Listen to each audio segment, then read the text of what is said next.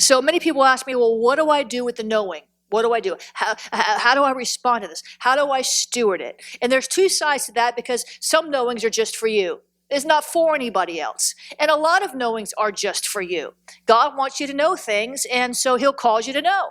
And you need to make sure that you steward that right. The same, with anything God gives you, we have to steward it. There's the other side, though, where it gets a little hinkier, where you have to discern your knowings. You have to steward your knowings in relation to other people. So Prophet Vanessa moves in this knowing thing. I actually move in it a lot more than I thought I did. But she moves in this knowing thing. And when I first would hang out with her, she'd tell me stuff. I'm like, well, how do you know that?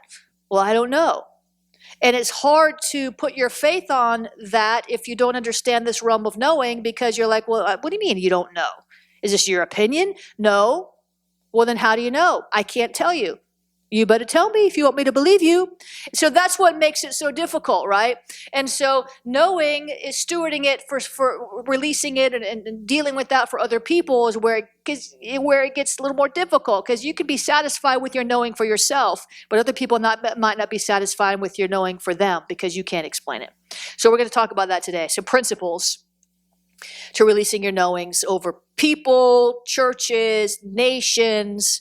It's another level of responsibility. So if you're wrong about your knowings, and the knowing is for you, it only hurts you.